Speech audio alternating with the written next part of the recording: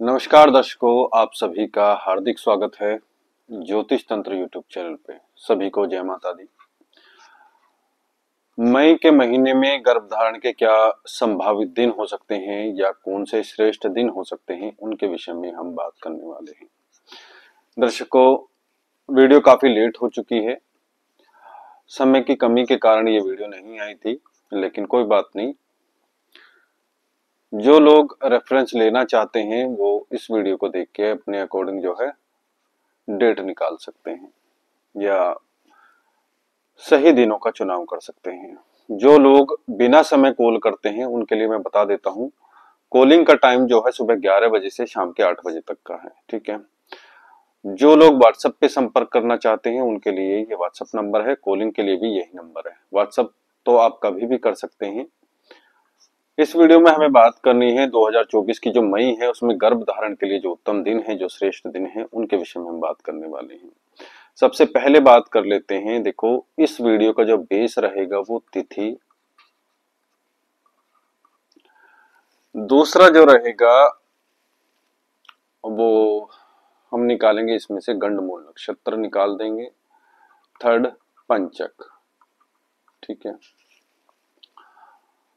और कोई त्योहार हो और उस दिन क्या राशि होगी। ठीक है। वार यहाँ पे दिए हुए हैं, वार अपने अकॉर्डिंग आप देख सकते हैं। ठीक है। मैं नक्षत्र भी बता दूंगा इसमें, नक्षत्र कौन सा है। ठीक है। चलिए इस वीडियो को आगे बढ़ाते हैं। सभी को जय माता दी। सबसे पहले बात करते हैं बुधवार की। बुधवार से जो है 1 मई स्टार्ट हो रही है। इस दिन जो है सप्तमी है कृष्ण पक्ष की। ठीक है। सप्तमी में कृष्ण पक्ष में चंद्रमा थोड़े कमजोर हो जाते हैं, तो उपाय के साथ में आप ट्राई कर सकते हैं। ठीक है। अभी केवल हम डेट निकाल रहे हैं, सेलेक्ट कर रहे हैं, तो इसमें हम जो है यू लिख देते हैं कि उपाय के साथ में। ठीक है। उसके बाद जो है 2 मई को पंचक लग रहे हैं कृष्ण पक्ष से। ठीक है। जो ये पंचक लग रहे हैं और जो ये तिथियां हैं, जो नक्षत्र हैं, ये सब जो है टाइमिंग पे बेस्ड होते हैं, टाइमिंग पे आधारित होते हैं। तो इसका जो बेस है वो दिल्ली है। ठीक है। मान लो कि आप फॉरेन कंट्री में रहते हैं, विदेश में रहते हैं, तो वहां बहुत सारी चीजें बदल जाती हैं। ठीक है। टाइम भी बदल जाता है, पंचक का टाइमिंग भी बदल जाता है, नक्षत्र भी आगे पीछे हो जाते हैं। ठीक है। या फिर आप जो है कोई गुजरात में रहता है तो उसके लिए डिफरेंट टाइमिंग हो जाएगी, कोई ईस्ट इंडिया में रहता है उसके लिए अलग हो जाएगी, कोई नेपाल में रहता है उसके लिए अलग हो जाएगी। तो मेरी इस वीडियो में जो भी आप चीजें देख रहे हैं, तिथि नक्षत्र वगैरह जो भी है, उसका जो बेस है, जो टाइमिंग है, वो दिल्ली है। ठीक है। आपके यहाँ डिफरेंट हो सकता है, तो पंचकों में ट्राई नहीं करना है। फिर जो है 3 मई दिन शुक्रवार, उस दिन भी जो है पंचक है, पंचक हम निकाल देते हैं। और वैसे भी जो है दशमी कृष्ण पक्ष में चंद्रमा कमजोर हो जाता है, तो यहाँ उपायों के साथ ट्राई किया जा सकता है, लेकिन पंचक के कारण हम नहीं कर सकते। एकादशी को ट्राई नहीं कर सकते, द्वादशी को, त्रयोदशी को। पंचक गंडमूल नक्षत्र दोनों है, 5 और 6 को। गंडमूल नक्षत्र है 7 को, अमावस्या है 8 को, बिल्कुल ट्राई नहीं कर सकते। प्रतिपदा को भी नहीं कर सकते, शुक्ल पक्ष लग चुका है अमावस्या के बाद में। ठीक है। अब बात करते हैं हम 10 मई की। 10 मई तृतीय तिथि है, शुक्ल पक्ष है, उत्तम है। तिथि वाइज अभी हम निकाल रहे हैं, उत्तम है। 11 मई भी ठीक है, 12 मई भी ठीक है, 13 मई भी ठीक है। ठीक है। उसके बाद हम बात करते हैं सप्तमी शुक्ल पक्ष। गंडमूल नक्षत्र है, नहीं ट्राई कर सकते। अष्टमी को ट्राई नहीं कर सकते, अष्टमी को ट्राई नहीं कर सकते। यहाँ पे क्या हो रहा होगा कि रात्रि में अष्टमी लग रही होगी। ठीक है। और यहाँ पे सुबह होगी, यहाँ पे सुबह तक जो है अष्टमी होगी। तो देखो होता क्या है कि सूर्योदय के समय जो तिथि होती है वही पूरे दिन लागू होती है। ठीक है। नवमी शुक्ल पक्ष की ट्राई कर सकते हैं। इसमें ये जो है 16 मई जो है, इसमें देखना पड़ेगा अच्छे से कि किस टाइम पे जो है अष्टमी लग रही है। नवमी शुक्ल पक्ष को कर सकते हैं ट्राई, दशमी को कर सकते हैं। उसके बाद स्टार्ट हो जाती है एकादशी।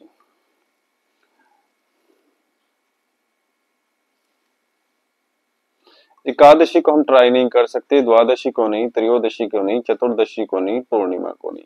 ठीक है, बहुत से लोगों का देखो मैं यहीं पे क्लियर कर देता हूँ, बहुत से लोग फोन करके ये पूछते हैं जी हम पूर्णिमा को क्यों ट्राई नहीं कर सकते, उस दिन तो पूर्ण चंद्रमा है, चंद्रमा बलवान होता है। देखो क्लियरली बता देता हूँ, ऋषि मुनियों ने कहा क्या कहा है पूर्णिमा के विषय में। देखो जब गर्भाधान संस्कार के लिए एक स्त्री पुरुष जो है शारीरिक संबंध बनाते हैं, तो पूर्णिमा के दिन ऑटोमेटिकली जो है आप देखोगे, या ऋषि मुनि ने जो कहा है या साइंटिफिकली आप देखोगे, तो पूर्णिमा के दिन जो वीर्य होता है पुरुष का, उसमें जो शुक्र कीट होते हैं, शुक्र कीट, उनकी मात्रा जो है बहुत अधिक होती है, बहुत अधिक होती है।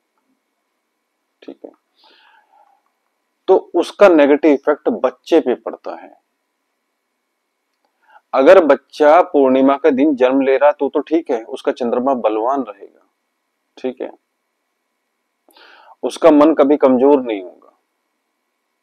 लेकिन गर्भाधान संस्कार के लिए मना किया गया। अमावस्या को चंद्रमा बहुत अधिक कमजोर होता है, शुक्र कीट जो है उनकी कमी होती है उस दिन।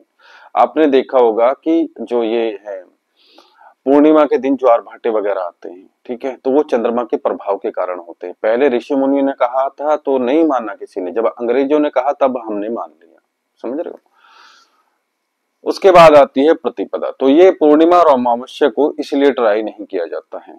ठीक है, एकादशी हुई, द्वादशी हुई, त्रयोदशी हुई, चतुर्दशी हुई। ठीक है, ये जो है भक्ति के लिए, सिद्धि साधना के लिए, व्रत आदि के लिए, उपासना के लिए दिन होते हैं। ठीक है, जिसको मुक्ति चाहिए, जिसको मोक्ष चाहिए, वो उनके लिए दिन है। ठीक है, बहुत से लोग जो है आपको पता होगा अष्टमी क्यों, अष्टमी भी जो है रोग नाशनी है। किसी रोग के स्टार्टिंग करनी है, उपचार की ट्रीटमेंट चाहिए तो अष्टमी के दिन शुरू करो। अगर आपको करना है, कोई लंबा रोग लग गया है, तो अष्टमी के दिन आप डॉक्टर के यहाँ जाओ, निश्चित रूप से उसका जो है निदान हो जाएगा। अष्टमी भी मोक्षदायक है, इस दिन भी व्रत आदि किए जाते हैं। अब दुर्गा अष्टमी जो होती है। ठीक है, उसके बाद जो है प्रतिपदा है। प्रतिपदा दोषयुक्त होती है किसी भी अच्छे काम के लिए। उसके बाद 25 मई को, 25 मई को जो है आप देखोगे कृष्ण पक्ष की द्वितीय तिथि है, तो ये उत्तम है, कोई दिक्कत नहीं है। चंद्रमा बलवान होना शुरू हो गया है, नहीं थोड़ी जो उनकी कलाएं हैं वो घटनी शुरू हुई है, लेकिन बलवान है। तृतीय है, लेकिन गंडमूल नक्षत्र है, यहाँ पे गलती हो रखी है। यहाँ गंडमूल नक्षत्र है तो आप ट्राई नहीं कर सकते, यहाँ भी गंडमूल नक्षत्र है तो आप ट्राई नहीं कर सकते 25 को। ठीक है, उसके बाद जो है आप देखोगे यहाँ पे चतुर्थी आ गई है कृष्ण पक्ष की, ये ठीक है, पंचमी तक भी ठीक है। पंचमी के बाद में षष्ठी भी ले लेते हम यहाँ उपाय के साथ में, लेकिन पंचक है तो हम जो है यहाँ पे ट्राई नहीं कर सकते। ठीक है, अष्टमी पहले से ही कट चुकी है, तो हम यहाँ पे चेक कर लेते हैं कि हमारे पास में कितने दिन आए। लगभग 6 से 7 दिन होंगे। तो दर्शकों हमारे पास में है 11, 12, 13, 10। तो दर्शकों हमारे पास में 10, 11, 12, 13 मई की जो डेट है वो उत्तम है भी, तिथि वाइज, पंचक वाइज और गंडमूल नक्षत्र वाइज। ठीक है, उसके बाद है हमारे पास में 17, 18, उसके बाद में है 27 और 28। आप यहाँ पे देखोगे 4 और 4, 8 दिन आए हैं मई में हमारे पास अभी तिथि वाइज। ठीक है, अब हमें क्या करना है कि इसमें जो है हम देख लेते हैं कि कोई त्योहार तो नहीं पड़ रहा है। 10 तारीख का कोई त्योहार देखते हैं, अक्षय तृतीया।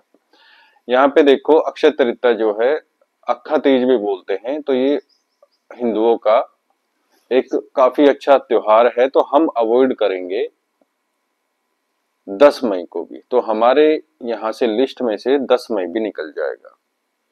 उसके बाद में देखो हमारे पास में 11, 12, 13 है। 11, 12, 13 को देखो कोई भी जो है वो नहीं पड़ रहा है, कोई त्योहार नहीं पड़ रहा। अगर मान लो आप 11, 12, 13 में से आप देखोगे, 11, 12, 13 में क्या है, शुक्रवार नहीं, शुक्रवार नहीं, शनिवार और उसके बाद रविवार और सोमवार। अगर आप इन 3 दिनों में कोई व्रत आदि करते हैं तो आप उस दिन को छोड़ सकते हैं। बाकी ये तिथि वाइज, गंडमूल नक्षत्र वाइज, पंचक वाइज अच्छे हैं दिन। उसके बाद बात करते हैं 17 की। 17 को देखते हैं, नवमी शुक्ल पक्ष है, वो भी उत्तम है। 17, 18 को कुछ है नहीं, 17, 18 को जो है कोई भी त्योहार नहीं है, ठीक है। उसके बाद 27 और 28, 27 और 28 में कोई त्योहार नहीं है, ठीक है। तो ये यहां तक जो है हमारा ठीक आ गया है सब। हमारे पास में अभी तक जो है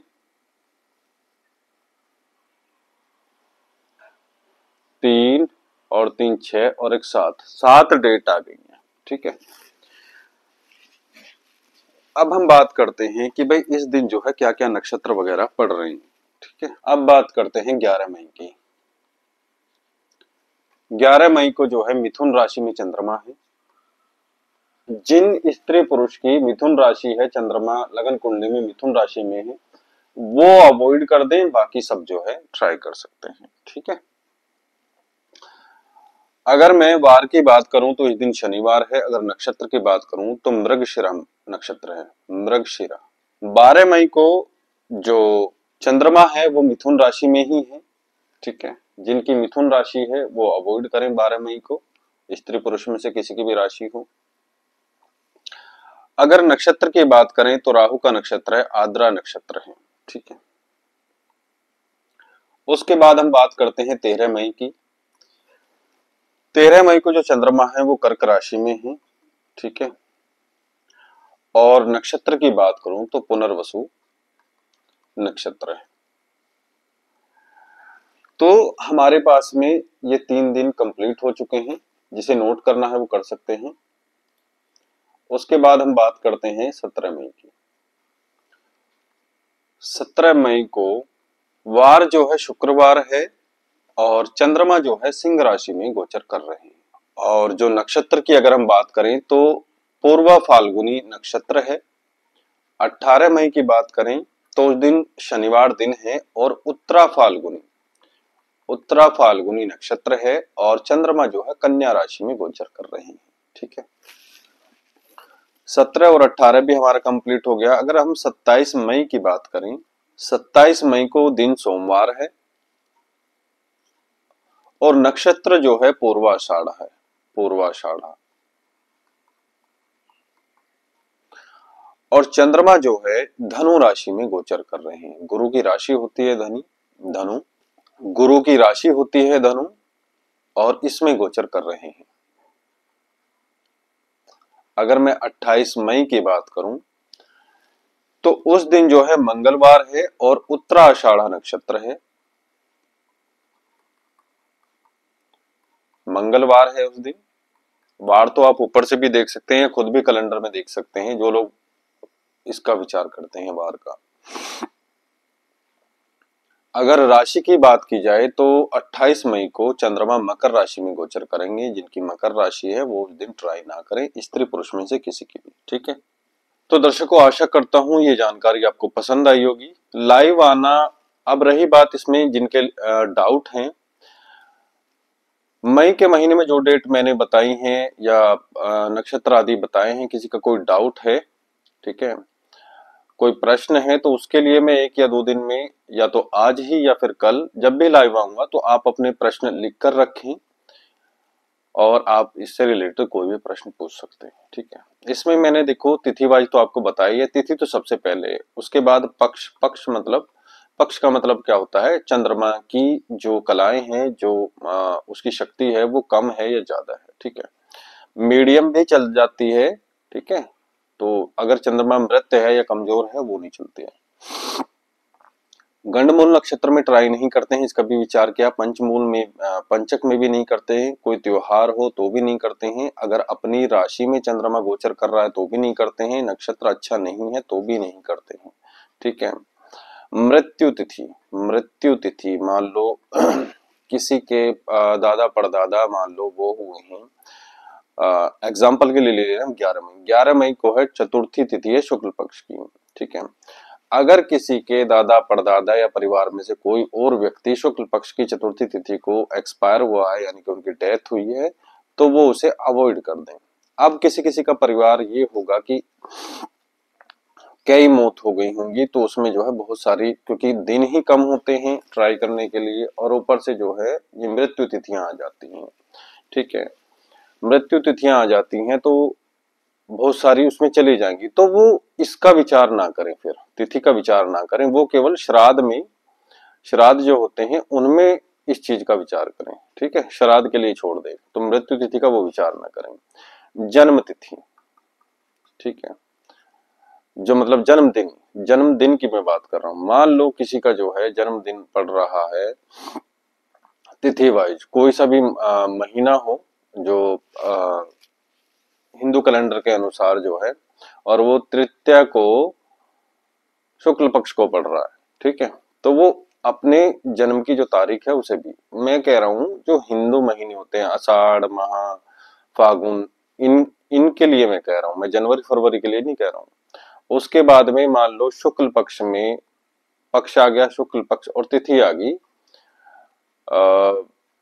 पंचमी, ठीक है, तो ऐसे बर्थडे आप निकाल के उस दिन देखो हमारा बर्थडे तो नहीं पड़ रहा है, तो या वाइफ का बर्थडे तो नहीं पड़ रहा है, तो वो आपको अवॉइड करना होता है, ठीक है। कोई रोग उत्पन्न हो गया है, रोग, तो उसमें भी आप ट्राई ना करें, ठीक है। मेंटली बहुत ज्यादा डिप्रेस है या मेंटली परेशान है या मेंटली कोई बीमारी है, तो उसमें भी आप ट्राई ना करें, पहले बीमारियों का इलाज कराएं, क्योंकि ये बीमारी जो है बच्चों में ट्रांसफर हो जाती है, ठीक है। ये सब चीज जो है ऋषि मुनि ने बताई हुई है। रोग आदि भी बच्चों में ट्रांसफर हो जाते हैं, तो बच्चे भी मानसिक रूप से परेशानी पैदा होते हैं, वो भी रोगी ही पैदा होते हैं, तो इन चीजों को आप ध्यान रखें। लगभग चीजें बता दी हैं मैंने, और बीच बीच में हर वीडियो में कुछ ना कुछ आपको जानकारी देता ही रहता हूँ। तो आशा करता हूँ आपको ये जानकारी पसंद आई होगी। सभी को जय माता दी। अंत में विदा लेते हैं। नमस्कार।